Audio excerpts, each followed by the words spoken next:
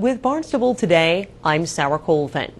The Conservation Commission met Tuesday night and heard a presentation from Keith Gazelle of Aquatic Control Technologies. He discussed plans to continue managing aquatic vegetation at Red Lily Pond and Lake Elizabeth in Centerville. During the public hearing, residents of Centerville came forward in support of the plan and the continued efforts to protect these bodies of water. This is the information presented to the Conservation Commission Tuesday evening. Red Lily Pond has undergone management for excessive aquatic vegetation really since the late 1980s, late 1990s.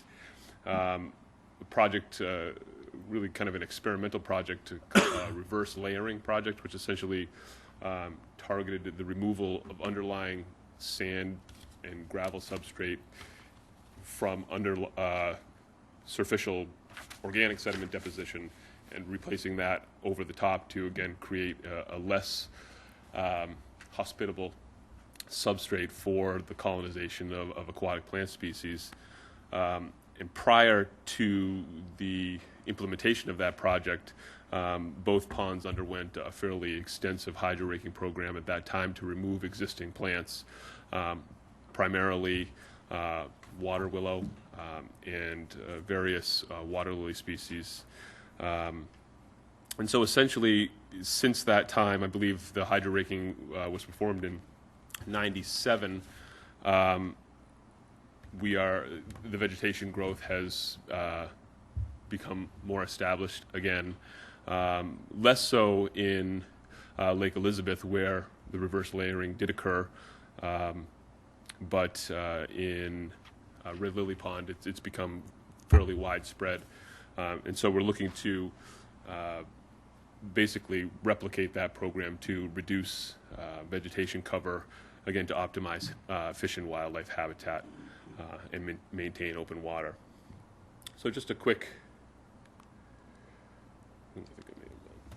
look at the two ponds. The ponds are interconnected, a total of about 11.5 acres. Red Lily Pond being the shallower of the two, with an average depth of just 3 to 4 feet. Organic bottom. Lake Elizabeth slightly larger, slightly deeper, and again it has the more sand and gravel bottom, which is currently supporting a lower density of aquatic vegetation. Just a quick look at a survey was performed in early to mid-May of this year to categorize the plant species. All of the plants really are native. However, certainly some species of native plants, given the right growing conditions, can behave or grow to problematic densities and really reduce the amount or the preferred fish and wildlife habitat conditions. So we have really that green section is the extent of the water lily canopy, and that consists of white water lilies, yellow water lilies, and water shield. There are some areas of shoreline water willow growth. The submersed plants are dominated by bladderwort, slender spike rush, and we also did a quick look at the wildlife habitat features. DEP has identified really both biotic and abiotic wildlife habitat structures that are important to fish and wildlife habitat. And so we've identified overhanging vegetation, so submersed stumps and boulders, and some fallen trees along the shoreline of most of the pond. There is kind of a shrub-dominated bordering vegetated wetland in Red Lily Pond, kind of to the northwest there. So really the primary goal to management, again, is to improve or optimize both warm water fisheries habitat and waterfowl habitat.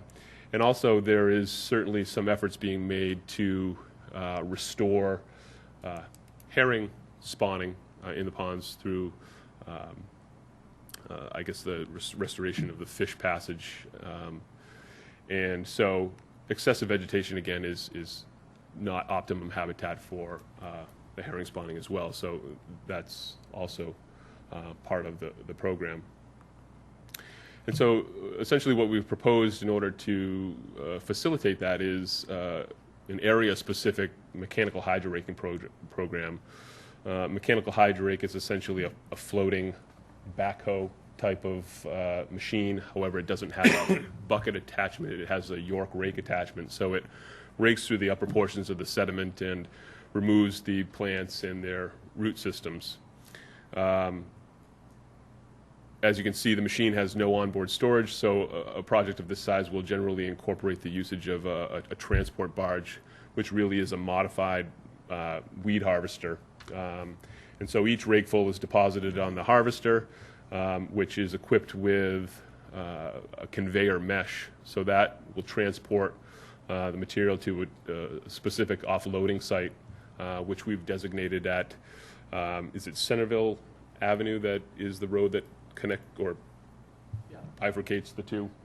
There are two existing clearings at that, I guess at the west side of that road from the previous hydro raking effort, which we'll again utilize for this. And so then they'll convey the material off, and we're proposing the use of a steel containment tub. It's about a 10 by 8 by 4 containment tub, and really that's to minimize the disturbance to the shoreline there's going to be a shore-based operation to scoop out that material and load it into trucks and take it to an upland disposal site. Just a quick look at those areas. Again, the pre-existing openings will be used to launch the equipment into both of the ponds and retrieve the material, and also the shore-based offloading sites for the removed material. And the red hatched areas is really the targeted areas of hydro raking in order to, again, reduce the extent of primarily the water lily canopy. Quite exciting that this is going to happen. We've had grant money available to do this since 2003, when we finished the reverse relayering, and we brought in cranberry farmers that continued the project of reverse relaying, of dumping over 9,000 tons of sand into Lake Elizabeth after the... Lake Elizabeth is, and the Red Lily Ponds system are extremely important to Craigville. They're, the wildlife is really spectacular. It's a focal point of the community. So we're very concerned about the lake, and we're very supportive of this hydro raking, and we would appreciate your consideration of it. Thank you. Thank you. But I urge you to approve this. Thank you. All right, thank you. Following positive remarks from residents and members of the Conservation Commission, it was time for a vote. Okay, then I think we're ready to have a motion to approve this project as submitted with a special condition. Let me just mention the condition, then I'll go to staff. Special condition that you're going to be consulting and coordinating with staff, timing this so it doesn't have an impact on the hearing. Rob? Yeah, we'd like to regard that coordination. I'd like to regard that coordination to the extent practicable. Mm-hmm. We don't want concern for the hearing to close out the project, but we'll work as best we can scheduling to avoid the fall migration of the hearing. Okay. So moved. In a second? All those in favor? It's approved unanimously. Thank you very much. The hydro raking project is expected to begin in late September or early October and take a few weeks to complete. With Barnstable Today, I'm Sarah Colvin.